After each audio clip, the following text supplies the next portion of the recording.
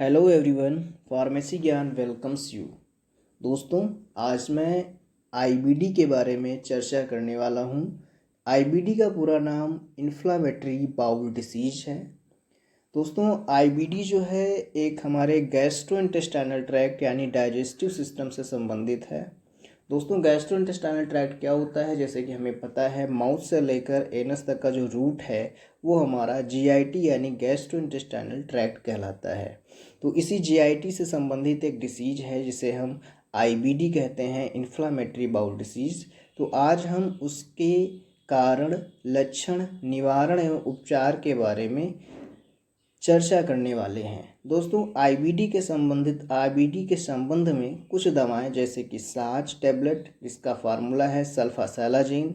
इसके अलावा पेंटाप LS capsule, जिसमें लिवोसल्फाइड एक साल्ट होता है। ये दो दवाएं मुख्य रूप से प्रयोग की जाती हैं।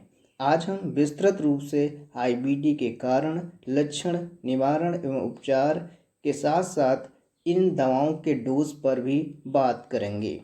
दोस्तों, आइए सबसे पहले जान लेते हैं कि आईबीडी होता क्या है। इन्फ्लामेटरी बाउल डिसीज एक डाइजेस्टिव ट्रैक्ट से संबंधित यानी पाचन तंत्र से संबंधित बीमारी है, जिसकी वजह से क्रोन्स डिसीज और अल्सरेटिव कोलाइटिस जैसी गंभीर बीमारियां हमें हो सकती हैं। दोस्तों, क्रोन्स डिसीज क्या है? क्रोन्स डिसीज एक प्रकार की हमारी डाइजेस्टिव ट्रैक्ट से संबंधित बीमारी है, जिसमें हमारे जो कोलन्स हैं यानी हमारी आंतों में हैं, संक्रमण हो जाता है, उनमें एक इन्फ्लामेशन हो जाता है, स्वेलिंग आ जाती है, जिसको सामान्यतः ये माना जाता है कि हमारी आंतों में जो है सूजन है। तो यही हमारी क्रोन्स डिसीज कहलाती है। इसके साथ साथ ही अल्सरेटिव कोलाइटिस भी एक ऐसी दशा है जब हमारे डाइजेस्टिव सिस्टम में यानी हमारे आमाशय में, स्टमक में बहुत ही ज़्यादा मात्रा में गैस बनती है यानी एसिडिटी होती है। उस कंडीशन से क्या होता है कि हमारे जो कोलन है, आंत है या फिर हमारा जो स्टमक है, उसमें अल्सर हो जाते हैं और इसी को अल्सरेटिव कोलाइटिस कहते हैं। दोस्तों, जैसे कि अगर हम डीपली बात करें तो जो हमारे स्टमक की जो संरचना है उसमें क्या होता है, दो प्रकार की विशेष लेयर होती हैं। पहली लेयर होती है म्यूकस लेयर या फिर गोबलेट सेल्स। म्यूकस लेयर क्या होती है कि म्यूकस लेयर या गोबलेट सेल्स जो होती है, हमारे आमाशय में जो एसिड बनता है उससे आमाशय की रक्षा करती हैं। इसके अलावा एक सेल होती है जिसको पैराइटल लेयर या पैराइटल सेल कहते हैं, वो हमारे आमाशय में गैस्ट्रिक एसिड का निर्माण करती है। दोस्तों, किसी कारण से यदि हमारे शरीर में गैस्ट्रिक एसिड यानी HCl की मात्रा अधिक बनने लगती है तो क्या होता है, ये हमारे जो स्टमक हैं या फिर जो अदर पार्ट्स हैं यानी इंटेस्टाइन हुआ, वहाँ पर इसका बुरा असर पड़ता है और वहाँ पर अल्सर उसी एसिड की वजह से होने लगते हैं और धीरे धीरे जो चल के आगे अल्सरेटिव कोलाइटिस या फिर गंभीर बीमारियों को जन्म देते हैं। आइए अब जान लेते हैं इन्फ्लामेटरी बाउल डिसीज़ के लक्षण क्या हैं, सिम्टम्स क्या है। दोस्तों, सबसे पहला जो लक्षण है इसमें एब्डोमिनल पेन। आईबीडी के होने पर सबसे ज़्यादा एब्डोमिनल पेन होता है, बहुत ही तेज असहनीय पेट दर्द होता है। इसके अलावा रेक्टल ब्लीडिंग यानी कि लैट्रिन के रास्ते में यानी कि स्टूल में ब्लीडिंग होती है, खून निकलता है, यानी आप बोल सकते हैं कि एक तरीके से खूनी पेचेस को हम डिसेंट्री भी बोलते हैं, वो भी होता है। और स्टूल में ब्लड की मात्रा काफ़ी अधिक मात्रा निकलती है, जिससे कि क्या होता है, हमारा वेट लॉस होता है, वज़न में भी कमी गिरावट होती है। इसके अलावा डायरिया भी हो सकता है। डायरिया का मतलब लूज मोशंस हल्के फुल्के।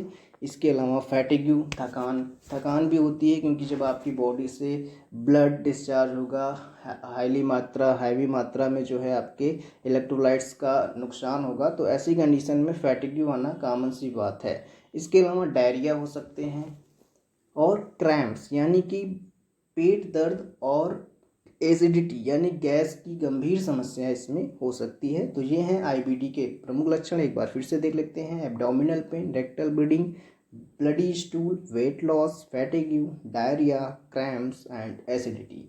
तो ये सारे लक्षण जो हैं हमारे आईबीडी यानी इन्फ्लामेटरी बाउल डिसीज़ के हैं। ठीक है, तो दोस्तों हम आगे बढ़ते हैं। आईबीडी का ट्रीटमेंट क्या है? यानी कि इन्फ्लामेटरी बाउल डिसीज़ यदि किसी पेशेंट को हो जाए तो उसमें हम कौन कौन सी दवाएं एलोपैथ में रिकमेंड कर सकते हैं। दोस्तों, ये जानकारी मैं सिर्फ हमारे सामान्य ज्ञान के लिए, सामान्य दवाओं के ज्ञान के लिए मैं दे रहा हूँ। यदि किसी को भी ऐसी दवाओं का उपयोग करना है तो सबसे पहले आप अपने चिकित्सक से परामर्श अवश्य ले लें।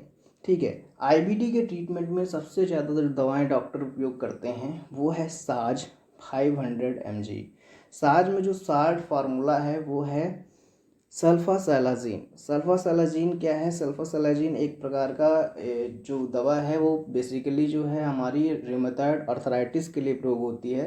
लेकिन किन्हीं कारण से अगर हमारे कोलन में यानी आंतों में इन्फ्लामेशन हो गया है, स्वेलिंग हो गई है, तो उस कंडीशन में भी हम साज का प्रयोग करते हैं। इसके अलावा हम पेंटॉप एलएस कैप्सूल का भी प्रयोग इसमें बहुतायत देखने को मिलता है। एलएस का मतलब होता है लेवोसल्प्राइड। लेवोसल्प्राइड एक ऐसा साल्ट है जिसको जो कि गैस्ट्रिक रिलैक्सेंट के रूप में इसका प्रयोग होता है और इसका प्रयोग सुबह खाली पेट किया जाता है।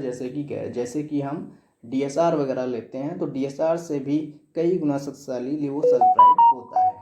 ठीक है। अब हम बात कर लेते हैं सल्फासैलाजीन सास टैबलेट के बारे में। ठीक है दोस्तों, सल्फासैलाजीन यानी सास टैबलेट ये और भी अलग ब्रांड में अपने एरिया वाइज और डॉक्टर वाइज कई तरीकों के ब्रांड नेम्स में आपको मिल जाएंगे, जैसे कि साज टैबलेट, साजो टैबलेट इत्यादि। दोस्तों, ये साज टैबलेट यानी सल्फासैलाजीन जो फार्मूला है ये रिमेटॉइड अर्थराइटिस, अल्सरेटिव कोलाइटिस और क्रॉन्स डिसीज़ में प्रयोग किया जाता है। जैसा कि हमने बताया कि अल्सरेटिव कोलाइटिस क्या है? जब हमारे स्टमक में बहुत ही ज़्यादा गैस एसिडिटी होती है, उसके कारण से हमारी जो कोलाइटिस यानी कोलन आंतों की जो लेयर है या फिर हमारी स्टमक की जो लेयर है उसमें अल्सर हो जाते हैं, छाले पड़ जाते हैं और यही अल्सर धीरे धीरे सीरियस या सीवियर कंडीशन क्रिएट कर देते हैं। दोस्तों, सल्फासैलाजीन जो दवा है वो उसका जो मैकेनिज्म है बेसिकली यही है कि ये प्रोस्टाग्लैंडिन को इनहिबिट करके कोलन में यानी आंतों में एंटी इन्फ्लामेटरी इफेक्ट को प्रोड्यूस करता है, यानी कि वहाँ पर जो एक्स्ट्रा स्वेलिंग हो गई है जिसके कारण एब्डोमिनल पेन हो रहा है वो पेन को रोकने का काम करती है as anti inflammatory action show करके। आइए अब जान लेते हैं सल्फासैलाजीन यानी कि साज टैबलेट के साइड इफ़ेक्ट्स क्या हैं। दोस्तों, जैसे कि हर दवा के अपने अपने साइड इफ़ेक्ट्स होते हैं, तो इस दवा के भी जो कॉमन साइड इफ़ेक्ट्स देखे गए हैं उसमें यही है कि भूख की कमी हो जाना यानी कि लॉस ऑफ एपिटाइट, इसके अलावा नॉजिया, वोमिटिंग यानी उल्टी और मतली होना, और साथ ही साथ हेडेक, सिर दर्द की समस्या भी इसमें देखी गई है। दोस्तों, सल्फासैलाजीन का प्रयोग खासकर उन मरीजों में नहीं किया जाता है जिनको कि एस्प्रिन और सल्फोनामाइड एंटीबायोटिक्स जैसे कि आपका बैक्ट्रिम है, सेप्ट्रान है, डीएस है, इन सारी दवाओं से यदि उनको एलर्जी है तो ऐसे पेशेंट में सल्फासैलाजीन यानी सास टैबलेट का प्रयोग नहीं किया जाता है। तो ये हैं इसके common side effects like appetite loss होना, नॉजिया एंड वोमिटिंग। ठीक है। अब हम बात कर लेते हैं कि सल्फासैलाजीन या पेंटापेलस जो भी हम इसका ट्रीटमेंट दे रहे हैं आईबीडी में, इसकी कॉमन डोज क्या है। ठीक है दोस्तों, मैं एक बार फिर से आपसे कहना चाहता हूं कि ये सिर्फ एक सामान्य जानकारी के लिए दवाओं की आपको मैं इस पर डिस्कस कर रहा हूं आपके लिए। बाकी यदि आपको समस्या है, आप इनका प्रयोग करना चाहते हैं तो एक बार डॉक्टर की से सलाह अवश्य ले लें। वैसे तो सॉस टैबलेट जो है 500 mg में ये टैबलेट बीडी यानी दिन में 2 बार सुबह और शाम भोजन के बाद दी जाती है। लेवोसेट्रिजिन टैबलेट जो है एज एंटी एलर्जिक काम करती है, स्वेलिंग वगैरह में भी इसका इफेक्ट देखने को मिलता है, तो इसको भी हम सुबह शाम भोजन के बाद ले सकते हैं। दोस्तों, इस कॉम्बिनेशन में यानी इनके ट्रीटमेंट में कैल्शियम के सॉफ्ट जेल कैप्सूल या कैल्शियम की टैबलेट ऐड की जाती हैं, क्योंकि सल्फासैलाजीन या पेंटापेलस कैप्सूल जब हम लेते हैं तो हमारे शरीर में कैल्शियम एब्जॉर्ब ज़्यादा होने लगता है, तो जिसकी वजह से हमको कैल्शियम एज सप्लीमेंट बाहर से लेना पड़ता है, इसीलिए इसमें calcium soft gel capsule doctor लगा देते हैं। इसके अलावा हमें किसी भी कंपनी का लेवोसल्प्राइड फार्मूले में कैप्सूल लेना है पेंटापेलस, और इसके बारे में हमने पहले ही बताया है पेंटापेलस जो कैप्सूल है वो सुबह खाली पेट यानी मॉर्निंग टाइम में खाली पेट लिए जाते हैं और ये दिन में एक बार होते हैं। वैसे पेंडाब एलएस कैप्सूल या लेवोसल्प्राइड कैप्सूल का जो टी हाफ होता है यानी इनका जो एक्शन होता है वो करीब 18